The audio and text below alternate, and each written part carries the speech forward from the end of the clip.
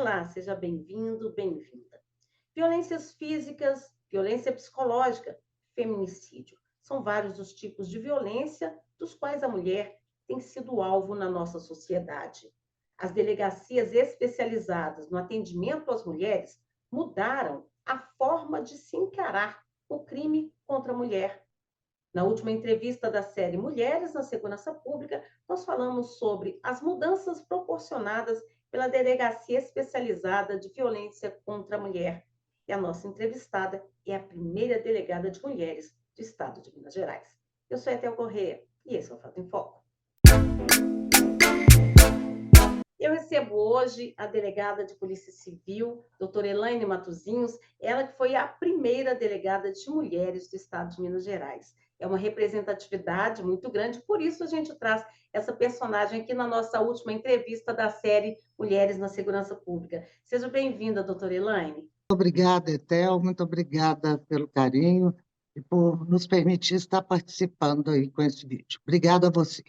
Doutora Elaine, eu queria começar pedindo à senhora para contar um pouquinho dessa sua história, né? Eu me lembro que trabalhava na Band quando surgiu a primeira delegacia de mulheres aqui em Belo Horizonte, lá na Tenente Brito Melo, e lá me encontrei com a senhora. E não esqueci nunca mais, né, de ver ali uma mulher representando essa primeira delegacia. Conta para a gente como é que foi a entrada da senhora na Polícia Civil e fala um pouquinho sobre essa representatividade aí de conseguir ser a primeira mulher a chegar nesse cargo. Vou falar um pouco da minha história. Eu sou de Lafayette, do interior de Minas, né? Não, próxima até da nossa capital, mas fui criada na roça até os 7 anos de idade, como de lamparina. Meu pai era fazendeiro.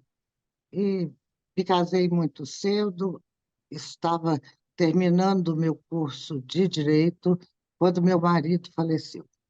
Eu fiquei com uma filha bebê, né? Eu era uma professora de geografia e era uma funcionária da Minas Caixa, que hoje nem existe mais. Terminei o meu curso e entendi que precisava fazer concurso, até porque estava com uma filha pequena, né? Hoje minha filha já é uma promotora de justiça, prestes até a se aposentar. E quando eu ingressei na Polícia Civil, eu fui primeiro lotada na Delegacia de Costumes. Depois, fui lotada em várias outras delegacias. Fui delegada de vigilância geral, de menores, de tóxicos, entorpecentes, falsificações e defraudações. E aí, em 1985, né, nós tivemos aquele momento de grande representatividade das mulheres, exigindo a apuração de crimes praticados contra elas. Foi aquele momento que nós vimos Heloísa Ballesteros assassinada, Ângela Diniz. Então, nós tivemos aqui uma efervescência dos movimentos de mulheres. E, então, o secretário, na época, o doutor Bias Fortes, logo em seguida foi substituído pelo doutor Zé Rezende, entendeu que nós deveríamos criar a Delegacia de Mulheres de Belo Horizonte, que foi a segunda do Brasil, a primeira em Minas Gerais, em Belo Horizonte. E eu tive a incumbência de implantar essa delegacia.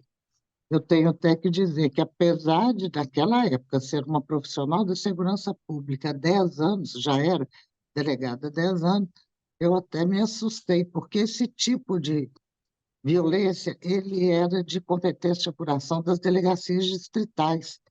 E o que nós vimos foi assim, um volume enorme de trabalho, porque as mulheres se sentiram seguras para denunciar.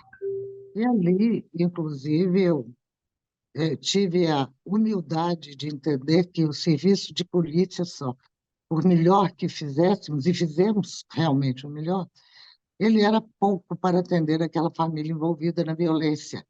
Então, eu levei para a delegacia um posto da Defensoria Pública, levei, fiz convênios com faculdades do curso de psicologia e tínhamos lá 52 estagiários de psicologia. Levamos assistente social. Enfim, fizemos ali muito mais do que uma delegacia, um centro de referência à mulher, e que foi modelo, né, para o Brasil e para o exterior. Nós tivemos a oportunidade de receber aqui repórteres da Inglaterra, da Alemanha. Eu mesma tive a incumbência de representar o Brasil junto à OEA numa reunião interamericana para prevenir, punir e erradicar a violência contra a mulher, cuja reunião resultou na Convenção Interamericana, com esse nome, e que a Lei Maria da Penha foi calcada nessa convenção. Eu lembro, inclusive, que na época eu estava com meu filho pequeno, com 6 meses, estava amamentando, quando o ministro Bernardo Jarbas Passarinho, na época, me chamou e falou que eu precisava que eu fosse para Washington para representar o Brasil. Eu disse, ministro, estou amamentando.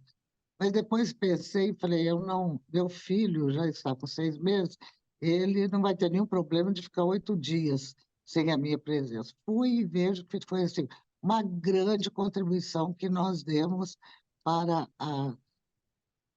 que fosse, né, é, aprovada a Lei Maria da Penha, porque todo o histórico daquela reunião, ele consta dentro do... está inserido na lei. Agora, como nós estamos findando já o mês da mulher, o que eu também gostaria de deixar claro, viu, Etel? É que, como eu já disse, eu formei muito nova, casei muito nova, fiquei viúva muito jovem, fui delegada de polícia com 23 anos de idade. E uma pessoa, como eu disse, do interior. Então, as mulheres têm que ter coragem para ocupar espaço. Eu fui a primeira delegada na ativa a chegar ao final de carreira como delegada geral. E eu digo sempre o seguinte, que nós não abrimos portas, pelo contrário, nós arrombamos portas. Foi assim que a gente conseguiu. Porque hoje, quando a gente está aí vendo os veículos de comunicação, a gente está vendo a importância das mulheres, né? O quanto que estas delegadas têm feito de bom para a segurança pública. E foi realmente muito importante. A mulher mostrou que veio, a mulher policial, a delegada, a investigadora, a escrivã. E hoje, graças a Deus, nós já temos 30% do quadro de delegados de polícia ocupado por mulheres. Agora, doutora Elaine, quando a delegacia surge, a senhora falou que tinha muita procura, muita demanda, né? Mas quando ela surge, como que eram os crimes praticados contra as mulheres? Já era essa coisa que hoje a gente vê galopante, hoje a gente tem aí a lei do feminicídio, até por causa dessa atrocidade contra as mulheres, ou o crime contra a mulher, ele era mais leve naquela época, ou ele se escondia por trás da falta da denúncia? Como é que a senhora vê isso aí? Na realidade, o grande volume é a lesão corporal, né? Que dentro dos seus 3 níveis, a leve, a grave e a gravíssima. Os feminicídios, na nossa época, nós conseguimos conter exatamente por toda a divulgação que teve a Delegacia de Mulheres, pela coragem das mulheres em nos procurar, mas vejo hoje, saiu de 1985, agora, para 2006, a Lei Maria da Penha ajudou muito. Vou dizer por quê. Porque, às vezes, a mulher ia, registrava, depois, dentro daquele ciclo da violência, né? O marido ia fazer as pazes, dava presente, falava que ia viajar, e ela ia lá na delegacia querendo retirar aquilo que ela tinha registrado, aquela notícia que ela tinha registrado. Hoje não é mais assim. Hoje ela só pode dizer que ela não quer o andamento do processo ou a paralisação das investigações policiais lá junto com o juiz. Até porque eu vejo que isto também é importante, porque cria responsabilidade naquela vítima, né? Porque nós já tivemos alguns casos assim que eu fiquei atônita. Por exemplo, nós tivemos um caso na delegacia que a mulher tinha registrado, o marido tinha inclusive quebrado o braço dela, ela tinha registrado a ocorrência, e depois foi lá e disse para mim que não queria o prosseguimento das investigações, porque ele tinha dado um carro 0 quilômetro para ela. E eu disse, olha, nós não temos como paralisar. Ela foi ouvida, disse que tinha caído da escada, e acabou que ali nós tivemos que fazer um relatório dizendo que ela procurou a polícia com uma notícia de um crime que não existia, a falsa comunicação de crime que está, inclusive, dentro do nosso Código Penal, é um tipo penal. Mas na grande maioria, o que que eu posso dizer que de forma clara? Na grande maioria, eu diria que 99% delegacia de mulheres foi uma grande conquista das mulheres. A Lei Maria da Penha foi uma grande conquista das mulheres e que essas mulheres hoje, elas entendem, sabem, têm a consciência que elas não têm que se submeter à violência. Até porque qualquer pessoa que faça o mínimo de estudo ou de observação pela segurança pública sabe que a questão da violência ela é progressiva. Então, o cidadão, no primeiro momento, ele pratica uma injúria, né? Você é uma vagabunda, você é uma cachorra, depois ele ameaça, vou te bater, vou te matar, depois ele pratica lesão corporal e pode chegar ao feminicídio. Eu me questiono da seguinte forma: nós avançamos tanto de 1985 até agora, mas me surpreende muito ainda esse número de feminicídios, que na época nós não tínhamos, não. Nós tivemos antes da implantação da Delegacia de Mulheres. A Delegacia de Mulheres acabou inibindo o cidadão de cometer tipos dessa natureza. Mas hoje, infelizmente, a gente está vendo isso com muita frequência no Brasil inteiro. Não é só Belo Horizonte, no Brasil inteiro. Parece que Isso, os homens perderam essa noção aí de risco de preso, acreditam na impunidade, alguma coisa que faz com que a violência só aumente, né? Porque o feminicídio é como a senhora falou, já é a evolução dessa violência, né? Primeiro ele te ofendeu, depois ele te empurrou, depois ele te matou, né? Mesmo, às vezes, tendo uma medida protetiva. É isso que me assusta como jornalista, sabe? pois é, e nos assusta também, me assusta muito, enquanto profissional de segurança pública, enquanto delegada de polícia, né? O que está acontecendo que nós tivemos aí, eu diria, uma recaída na questão do feminicídio.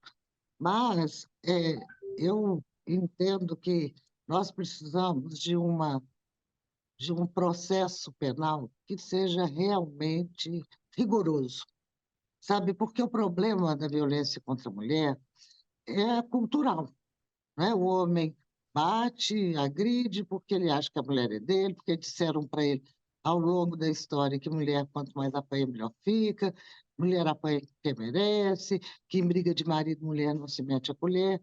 E dentro dessa cultura machista, né, que esteve aí no nosso país desde o descobrimento do Brasil, está aí na humanidade desde que a humanidade é humanidade, né? Você vê que a Bíblia coloca lá, mulher seja submissa ao seu marido, que eu acho assim, um absurdo essa frase dentro da nossa Bíblia Sagrada. Então, essa cultura desse machismo é uma coisa que cabe, inclusive, a nós, mulheres, nós mães, nós professoras, buscar mudar essa história. E a Delegacia de Mulheres contribuiu muito nisso.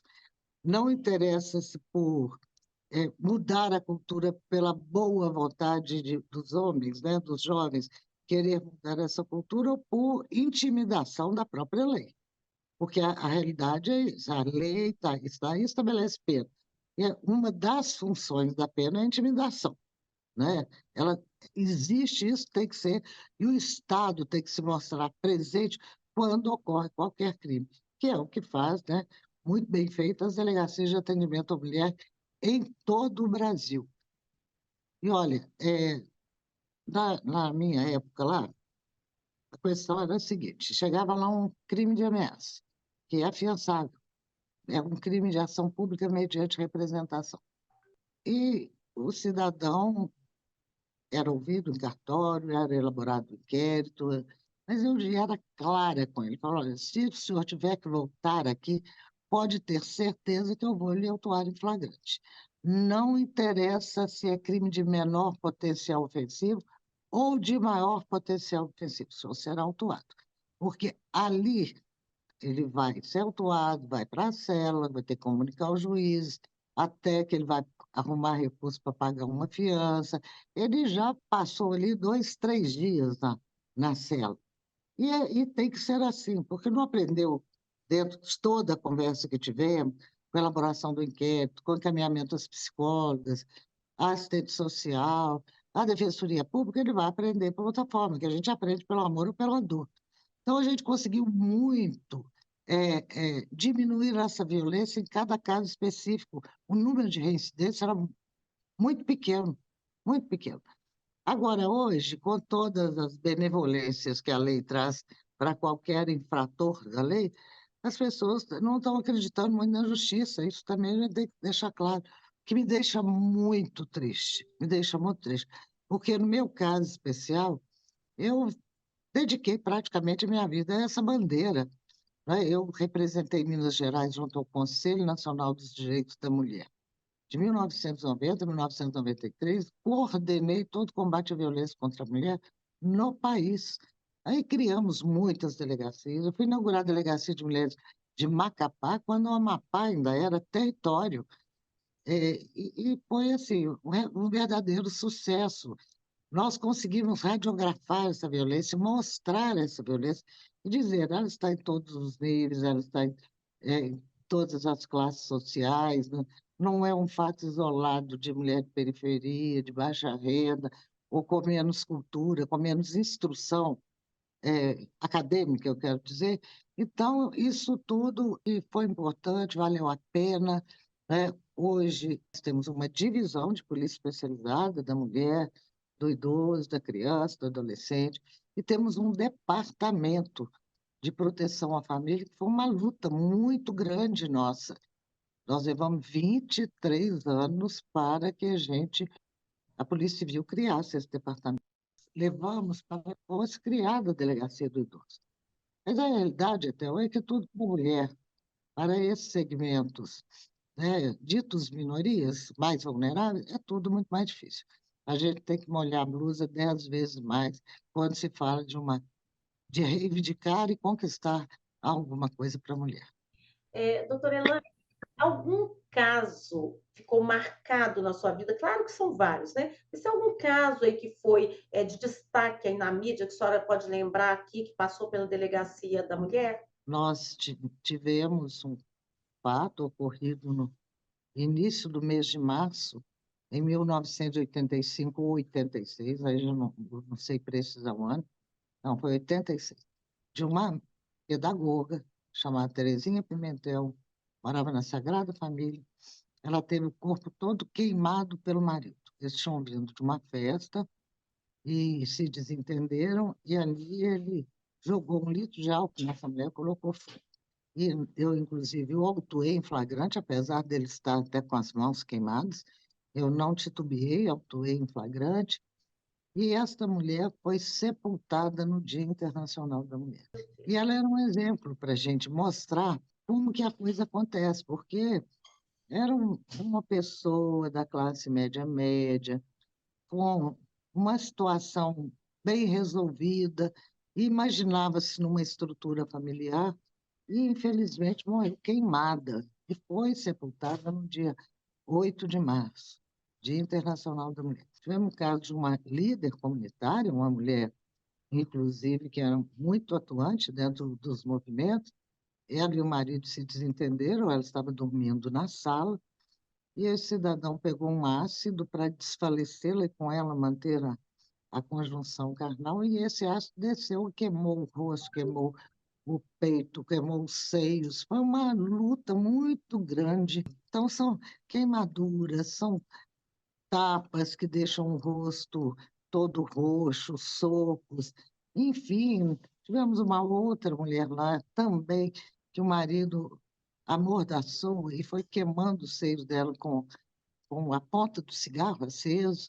Muita coisa que nos deixou muito tristes. Nós temos, inclusive, aqui as fotos de uma exposição fotográfica que foi feita pela Delegacia de Mulheres em 1990, foi inclusive coordenada pela doutora Noemi Guimarães Bernardes, que é na época, nossa delegada adjunta, e que mostrava ali as cicatrizes e as marcas da violência. E ali, por incrível que pareça, nós tínhamos médicas, engenheiras e mulheres policiais. Nós temos 3 casos de mulheres policiais, que mostram que Nem as mulheres policiais estão isentas desse tipo de violência. Em nome da honra, né? Porque o homem geralmente alega que é legítima defesa da honra, né? Pelo menos na época do Doca Street lá, e as pessoas eles continuam reproduzindo isso, né? Ela me traiu. Agora, o que eu percebo, e até pela fala da senhora, é que muitas vezes, apesar da morte do 121 ser o mais grave, a lesão corporal para a vítima, ela talvez destrua mais do que a própria morte, né? Porque a pessoa morreu, vai ficar o sofrimento para a família, mas viver com as marcas da violência, acredito que seja, às vezes, muito mais desafiador. Não é que a gente não esteja valorizando a perda da vida, mas muitas vezes as sequelas deixadas, elas são mais doloridas, né, doutora? Olha, eu fui vereadora, né, fui deputada, e nós temos hoje uma lei de minha autoria, projeto de minha autoria, que estabelece a obrigatoriedade do Sistema Único de Saúde fazer a cirurgia plástica reparadora para a mulher vítima de violência. Foram muitas, muitas mulheres que ficaram com marcas terríveis no rosto. E essas marcas, elas são muito doídas porque a cada momento que essa mulher chega ao espelho, ela está relembrando aquele fato, né? Lamentável. Outra violência que a gente fala hoje, inclusive, muito bem é, definida pela Lei Maria da Penha, é a violência psicológica, né? Porque ela, às vezes dói mais do que a violência física. Então, é uma gradação, né, desses tipos de violência, que se nós não conseguirmos, se eu falo nós, Estado, né, polícia, que é o braço armado do Estado, se ela não consegue conter essa violência no início, ela vai progredir e pode chegar, lamentavelmente, ao feminicídio. Então, é muito complicado, isso é uma chaga social, isso é uma ferida que nós temos na nossa sociedade, que ela precisa ser combatida e curada, porque nós estamos buscando o quê? Uma sociedade justa, fraterna, feliz. E nós não teremos uma sociedade assim, com opressor e oprimido, agressor e agredido. E lembrando uma outra coisa muito séria, na grande maioria das vezes, essa violência ela ocorre da presença dos filhos, né? Dos filhos, inclusive, na presença de crianças. E o que que acontece? Uma criança que vive num ambiente desse de violência acaba sendo um reprodutor dessa violência, né? Aquele menino que vê o pai batendo na mãe sempre, por motivos os mais fúteis do mundo, ele vai na cabecinha dele entender que ele também pode fazer isso quando estiver casado. Então, nós temos que fazer um esforço muito grande, e daí eu quero te parabenizar por estar fazendo esses vídeos, discutindo essa questão com a nossa sociedade, porque lamentavelmente, nós vamos chegar a essa questão dessa violência progressiva que chega a feminicídio. Nós avançamos muito, viu, Adel? Avançamos muito. Foi o que eu disse. Delegacia de Mulheres, Lei Maria da Penha, né? A rede de proteção à mulher, que aqui nós também, na época, fizemos e conseguimos, que é a Casa Abrigo, a Casa de Acolhimento, enfim, a gente avançou muito. Mas eu tenho que dizer com muita tristeza que ainda estamos longe do ideal. A senhora acredita na justiça restaurativa para esses crimes? O Ministério Público, né, desenvolve, né, esse tipo de justiça que é levando o homem que cometeu violência para ver situações, né, para poder aprender, fazer curso. A senhora acha que isso resolve ou temos que ir além? Eu acho que isso ajuda muito. Nós temos de usar de todos os mecanismos que a gente possa ter para combater essa violência. Vou te dar um outro exemplo. Na Delegacia de Mulheres, eu implantei lá reuniões da Irmandade de Alcoólicos Anônimos e do Alanon. Por quê? Porque quando nós fazemos uma estatística muito bem feita, né, para saber, inclusive, as causas da violência, e isso é, para a gente, um material de estudo. Nós vimos que 80% que chegava lá tinha envolvimento com álcool. Naquela época, porque hoje não é só álcool, hoje é álcool e outras drogas, né? Porque, lamentavelmente, também isso evoluiu. O que antigamente era maconha, hoje nós temos cocaína, nós temos crack, nós temos, né, essa infinidade de crimes. E foi muito produtivo. Nós, quando completamos 7 anos de existência da delegacia, nós fizemos um evento com o pessoal do ar, e ali nós já tínhamos ingressado 7.000 indivíduos agressores na Irmandade de Alcoólicos Anônimos, porque ali era um momento para ele sentir o o álcool estava representando na vida dele, né? Porque a defensora pública já tinha dito quanto que ele ia ter que pagar de pensão, né? A delegacia já elaborando o inquérito, mandando para a justiça para ele ser processado e possivelmente condenado, né? Isso foi muito importante, tão importante que hoje a justiça tem, nos crimes de menor potencial ofensivo, tem determinado a ida de agressores para a Irmandade de Alcoólicos Anônimos. Então, tudo é justiça restaurativa, é a justiça efetivamente punitiva, que é fundamental punir. Tanto que nós temos vara especial, né? Hoje, a Lei Maria da Penha estabeleceu isso, a criação de varas especiais para tratar da violência contra a mulher. Para a gente encerrar, qual que é a mensagem que a senhora quer deixar? Olha, eu quero deixar a mensagem para cada mulher que esteja nos ouvindo, que ela não se cale à violência, que ela denuncie. O silêncio é cúmplice da violência.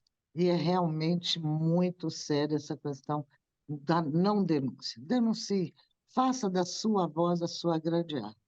E eu quero, finalizando, parabenizando você, Thelma, que é uma mulher guerreira, né? Nesse mês da mulher, você merece todos os nossos louvores, dizer que você é companheira na luta, que você sempre esteve presente nessa caminhada, que é coisa realmente de mulher que não se cala, né? Mulher guerreira, que vai e que orienta e que estimula a sociedade a entender essa violência e as formas de combatê-la, né? Que Deus nos abençoe, né? Que a gente consiga aí ter uma sociedade menos violenta, mais fraterna e mais feliz. Muito obrigada, minha amiga. Obrigada, doutora Elaine, por participar aqui com a gente. Um grande abraço e eu também parabenizo a senhora pela sua bela história, pela trajetória que continua aí agora à frente da Associação dos Delegados também, né? A gente espera ainda poder contar com a senhora muito tempo nessa luta, viu? Um abraço. Amém. Um abraço. Obrigada a você também que nos acompanhou. Eu conversei com a delegada Elaine Matosinhos. Esse foi mais um Fato em Foco. Até a próxima.